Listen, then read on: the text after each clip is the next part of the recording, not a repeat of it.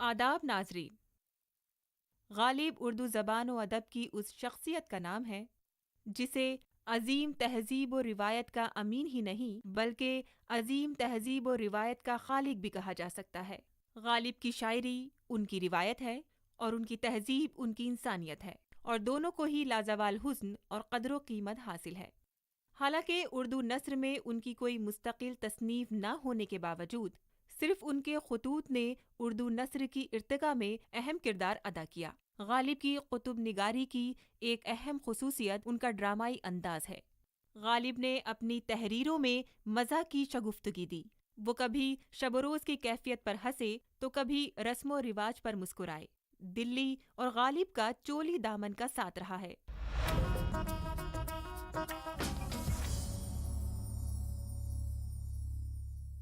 महरौली उन 7 कदीम शहरों में से एक है जो कि मौजूदा दिल्ली रियासत का हिस्सा है।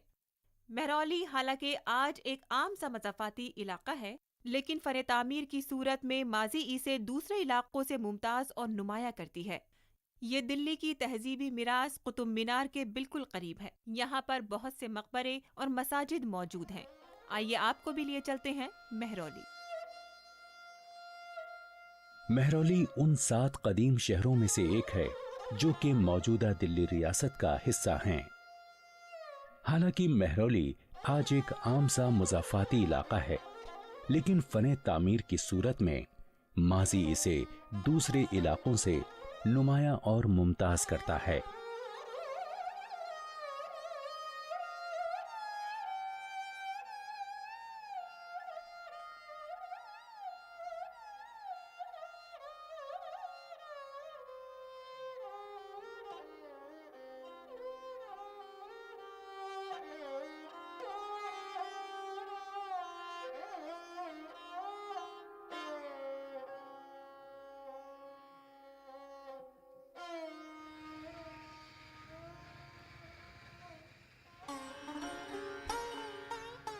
महरौली दिल्ली शहर के मुज़ाफ़ात में जुनूबी सिरे पर वाक़े है। ये इलाका यादगारी कुतुब तामीरात की वजह से मशहूर है। ये इलाका मंसूबाबंद तरीके से बसाया गया है।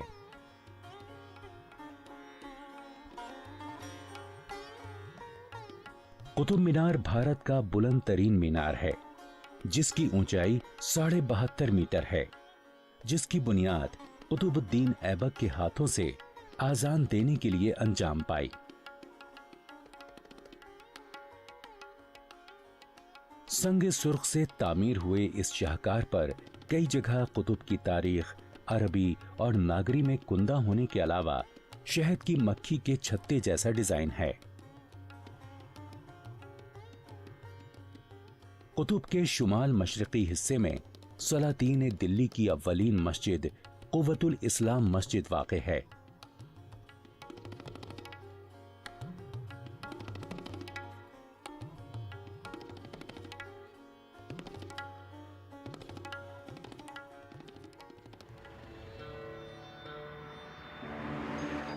कुतुब मीनार कॉम्प्लेक्स के करीब ही 13वीं सदी के मशहूर सूफी वली ख्वाजा कुतुबुद्दीन बख्तियार काकी रहमतुल्लाह अलैह की ज़ियारतगाह भी वाक़े है।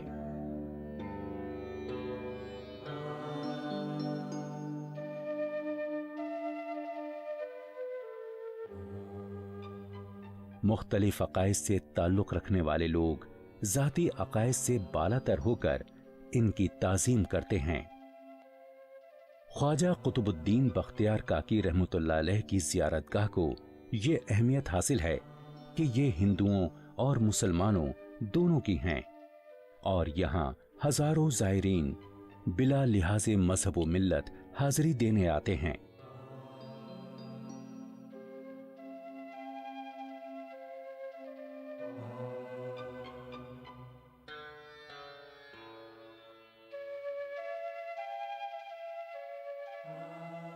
ज़ियारतगाह के सहन में मुगल दौर के कुछ आखिरी बादशाहों की कब्रें भी हैं, जिनमें बहादुर शाह अव्वल, शाह आलम दोम और अकबर दोम शामिल हैं। ये मकबरे पास ही संगे मरमर की फसील में मौजूद हैं।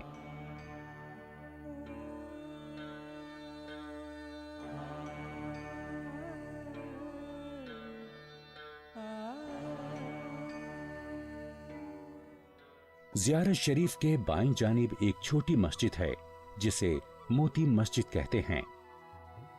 इसको औरंगजेब के बेटे बहादुर शाह अव्वल ने जाती इबादत के लिए बनवाया था।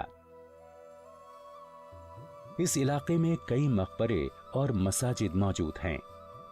बलबन का मकबरा, मध्य मस्जिद, सुल्तानगढ़ी मकबरा और पालम मस्जिद इनमें शामिल हैं।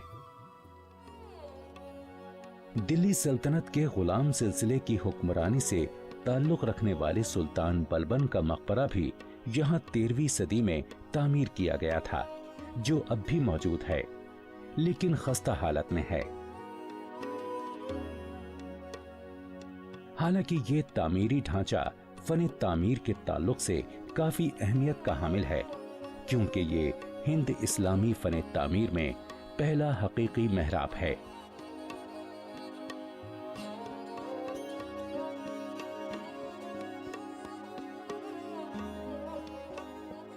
सुल्तान बलबन के बेटे खान शाहिद का मकबरा भी पास ही महरौली आर्कियोलॉजिकल पार्क में वाक़े है।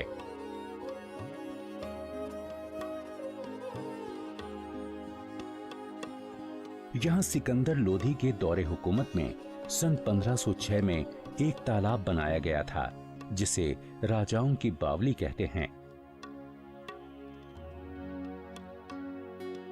इसे पानी जखीरा करने के लिए इस्तेमाल किया जाता था, लेकिन अब पूरी तरह से खुश्क होने पर इसका नाम सूखी बावली पड़ गया है।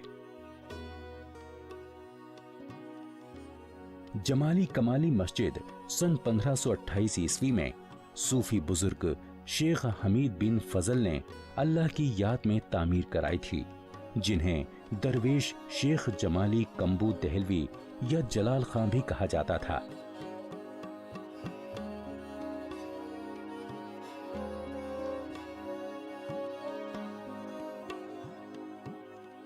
जहाज महल भी महरौली में हौज़े शमसी के पहलू में वाक़े है। इसका नाम जहाज महल इसलिए पड़ा क्योंकि इसका अक्स चारों तरफ मौजूद पानी के तालाब में तैरते हुए जहाज सा लगता था। कहा जाता है कि इसे लोधी दौरे हुकूमत में बनाया गया था।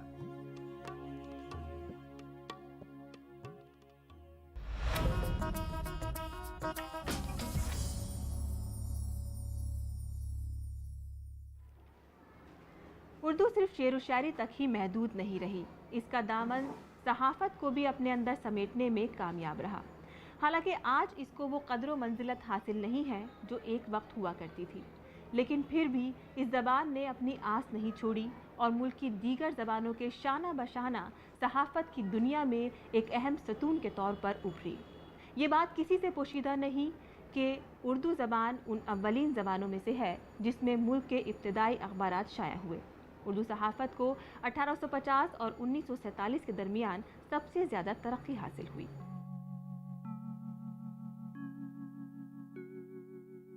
उर्दू के तख्लीकी शोरा और कलमकारों ने इस ज़बान को अदबी खजाने से माला माल कर रखा है।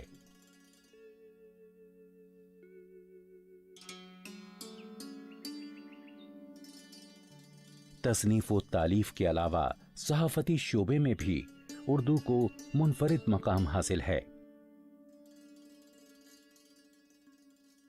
आज से 30 साल पहले उर्दू सहाफ़त पर बड़ी तेज़ी से इन्हिता तारी था, बड़ी तेज़ी से ज़बान तारी था, लेकिन 30 सालों के बाद मैं इस ज़ुबान के सिलसिले में थोड़ी सी वो बेदारी आई है कि इस ज़ुबान की अहमियत क्या है और इस ज़ुबान का हिंदुस्तान की आज़ादी के सिलसिले में जो इसका रोल है किसी भी ज़ुबान का नहीं है।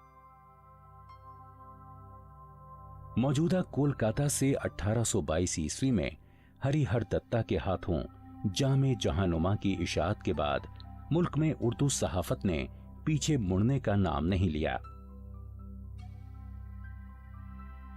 यहां तक कि तक़सीम के बाद जब 1957 ईस्वी में पहली बार RNI आदादो शुमार के मुताबिक ये हकीकत मंजर आम पर लाई तो मालूम हुआ कि मजमूई तौर पर 513 उर्दू अखबारात बशमूल रोजनामे, हफ्तावार, 15 रोजा और माहाना जराइद शाये हो रहे थे।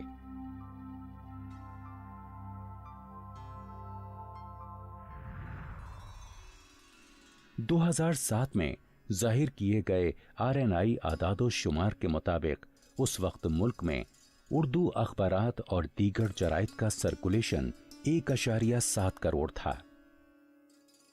तो इधर 25-30 सालों में हैदराबाद से जिस तरीके के 2-3 अखबार, बहुत सियासत है और सारे नाम नहीं लूँगा, वो हैं, और उसी तरीके से दिल्ली से कई अखबार जो निकले हैं, और ख़ास तौर से इनकलाब ने और सहारा ने जिस तरीके से उर्दू सहाफ़त को सहारा दिया है और उर्दू सहाफ़त को इर्तिकाई मनाजिल से गुजार रहे हैं, मैं समझता हूँ कि उर्दू सहाफ़त का रंग कुछ चोखा हुआ है और उर्दू सहाफ़त को कुछ एतबार व इस्तिनाद हासिल हुआ है।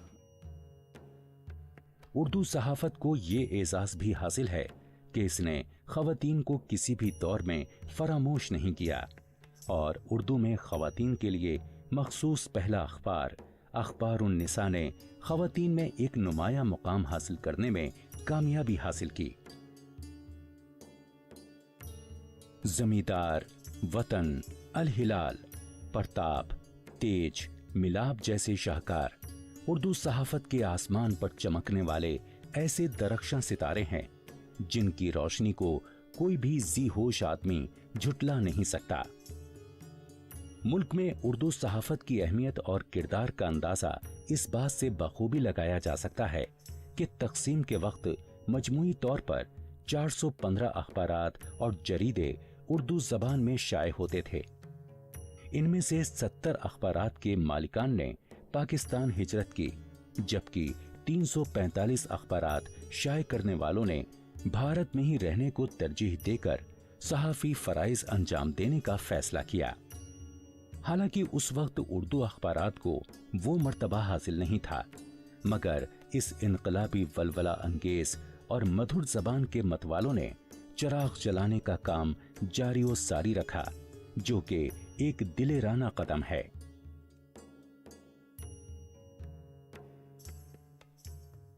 उर्दू का जो दायरा बढ़ रहा है, लेकिन उर्दू के तई जो एक ख़ास किस्म की हमारे बहुत से बिरादरान वतन है, ज़हनियत है, उस ज़हनियत की वजह से कहीं कहीं ब्रेक्स आते हैं, कहीं कहीं मवाने पेश आते हैं। लेकिन मैं समझता हूँ कि उर्दू में ऐसा फोर्स है, उर्दू में ऐसी क़ुव्वत व ताकत है कि वो अदावतें जो बिला वजह बेसलेस हैं, मैं समझता हूँ कि ख़त्म हो जाएगी और उर्दू का मुस्तक़बिल बहुत ही रोशन है।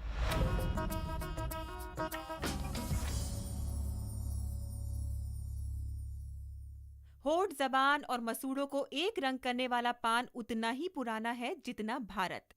पान हमेशा से ही हिंदुस्तानी तमद्दुन का हिस्सा रहा है। क्योंकि इसके तमाम अनासिर और अज्जा मकामी तौर पर ही दस्तयाब थे, इसलिए ये मकामी तौर पर एक सनत का दर्जा हासिल करने में कामयाब रहा। हिंदुस्तान के अक्सर लोग कहीं भी जाएं, लेकिन पान खाना नहीं भूलेंगे। हालांकि तिब्बी तौर पर इसके काफी मुज़िर असरात हैं, लेकिन फिर भी ये हमारे तमद्दुन का एक हिस्सा है और हमारे पास एक मिरास की हैसियत रखता है।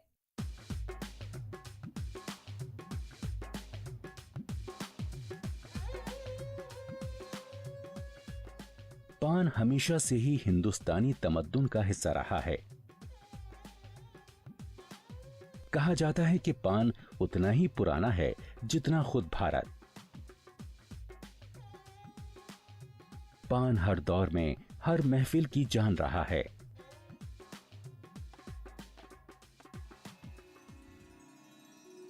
दिल की शक्ल से मुमासलत रखने वाले एक पत्ते में चूने समेत लिपटी कई खट्टी मीठी चीजों पर मुश्तमिल पान के बारे में कहा जाता है कि इसका इस्तेमाल एक ऐसी रिवायत है जो भारत से बाहर तक फैली हुई है।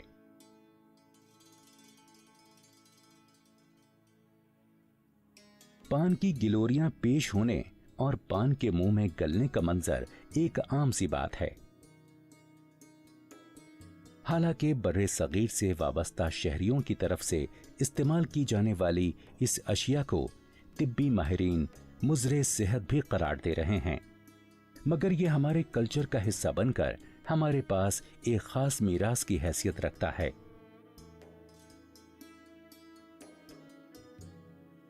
पान का इस्तेमाल इसकी महक से मुंह को ताज़ा दम करने, लज्जत और शाहाना ठाट बाट के इजहार के लिए होता है।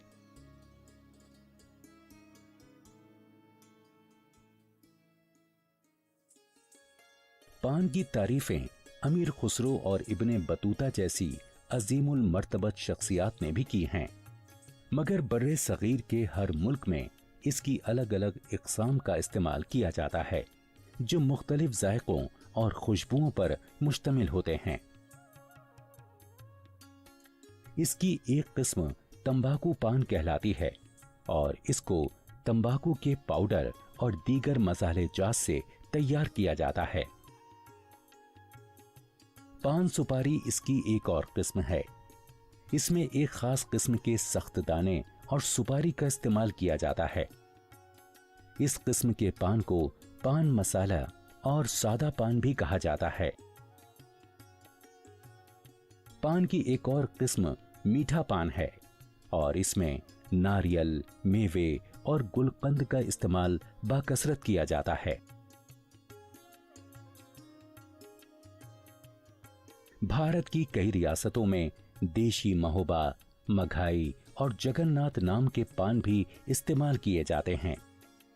एक सर्वे के मुताबिक गुज़श्ता कुछ अरसे से भारत के देही इलाकों में पान की जगह खाली तंबाकू ने ली है और आम किसान अब पान के बजाय ज्यादा मोहलक और मुजरे सेहत गुटके का इस्तेमाल करते हैं।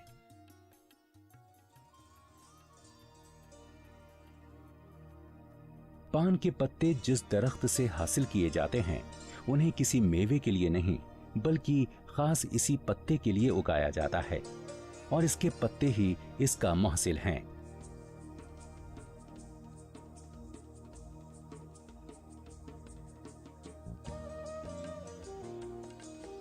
चूंकि इसके तमाम अज्जा या अनासिर मकामी तौर पर ही दस्तयाब थे, इसलिए ये मकामी तौर पर एक सनद का दर्जा हासिल करने में कामयाब रहा है। हिंदुस्तान के अक्सर लोग कहीं भी जाएं, लेकिन पान खाना न भूलेंगे।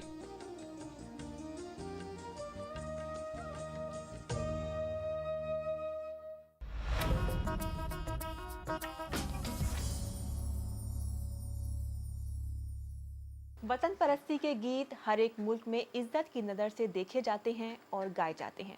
हमारे मुल्क में भी वतन परस्ती के गीतों की एक रिवायत है जो हिंदुस्तान की तकरीबन हर ज़बान में मौजूद है। आइए हम भी वतन परस्ती के मौजू पर लिखे और गाए जाने वाले गीतों पर एक नज़र डालते हैं। उन्हीं गीतों में से एक गीत है 1957 में दिलीप कुमार पर फिल्माया गया ये देश है वीर जवानों का। इतने बरस गुजर जाने के बाद भी आज भी ये गीत उतने ही जोश और जज्बे से सुना जाता है और गाया जाता है। इस गीत को लिखने वाले थे साहिर लुधियानवी। ये देश है वीर जवानों का, अलबेलों का, मस्तानों का, इस देश का यारो, इस देश का यारो क्या कहना, ये देश है दुनिया का गहना।